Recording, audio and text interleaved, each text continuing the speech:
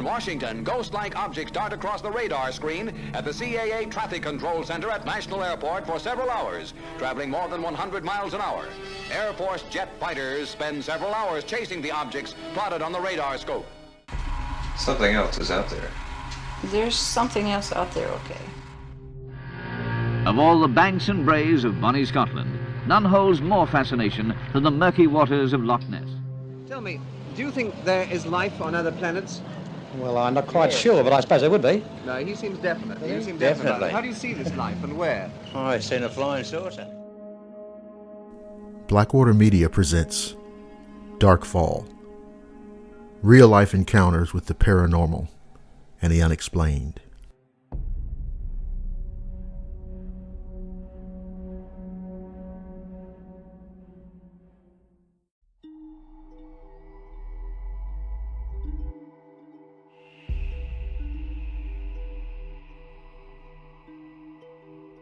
In 2019, I turned 30 and decided that I'd like to spend the entire summer out in nature. I was scouting an area that was in Delaware County, which is the suburbs of Philadelphia, looking for the perfect spot to spend my summer. After my long journey testing different areas out, having bad experience like my tent flooding after heavy rain, I found a huge hill that probably went up for a few thousand feet. This particular hill was on a giant rock outcropping with a lot of beautiful stones, mostly garnets embedded in the host rock. Now, I honestly thought I found the perfect site to set up camp. It was secluded from everyone and everything, and surrounded by a large creek. The area was well planted with huge trees of many sorts. So due to all these factors being perfect for what I was looking for, I set up my tent right on top of the hill. The tent that I owned was a one-person tent, literally just big enough for me to sleep in, which is all I really needed. I was pretty much set, and all I had left to do was create a barrier with local tree branches so I could keep out anyone and hide my tent. Upon stringing up a huge wall of branches in the area and putting up trip lines around my campsite, I began my summer experience in the wild. Days and nights came and went that summer of the bone-chilling incident that changed my life forever. So before I delve any deeper into this experience, I want to add that it would be nearly impossible for anything or anyone to get up this hill.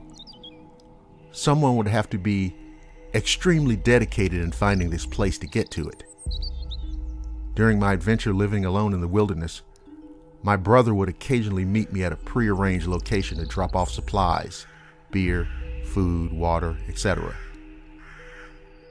But one beautiful summer night, after it just rained heavily, I was laying up on the hill right outside my tent and suddenly became immersed in an extremely dense fog.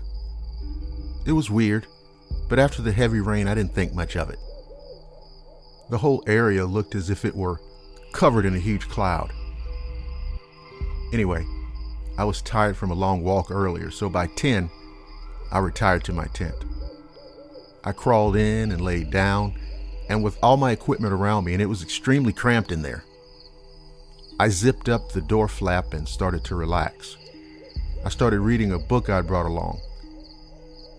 When I noticed it was getting really late, I got my flashlight out and turned on another lamp. Periodically, I would text my girlfriend to let her know I was okay. Around 1 a.m., I started having a very strange feeling. You know that feeling that something's just wrong? And I tried to shrug it off, but it just wouldn't go away. I laid there with my lamp on. My tent had a tiny opening at the top with mesh so you could see out of it. And suddenly, I heard something run very loudly towards my tent on my left. Whatever the hell it was, it stopped right next to me and began loudly growling, almost as if, like, a dog is right in front of your face and about to attack. I suddenly shuddered with fear, saying to myself, this can't be a damn dog. I mean, there was no possible way that anything could get to my tent with my barricade and my trip lines, or at least not without making a shitload of noise in the struggle to get through. So, in complete fear, Hearing whatever this damn thing was growl like a maniac, I fumbled to get to my phone, and in a panic, I called my girlfriend and asked her to listen.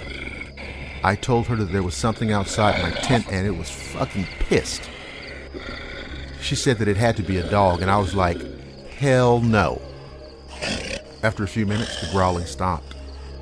Then I heard the sound of heavy footsteps, but the sound was moving away. A wave of relief washed over me because I realized that the thing was leaving. I unzipped the tent entrance and looked out to see what looked like the biggest wolf I'd ever seen. Now, I'd seen wolves in the wild before, and I'd seen big ones, but this one was easily 3 times the size of the biggest one I'd ever seen. As it moved away, it stopped, looked back in my direction, and stood up on 2 legs. Let me say that again. This gigantic wolf stood up on 2 legs. I can honestly say that out of the whole disturbing encounter, that seeing this creature rise up like that and stand at least 8 feet tall was the scariest goddamn part of it. And I remember saying under my breath, fucking hell.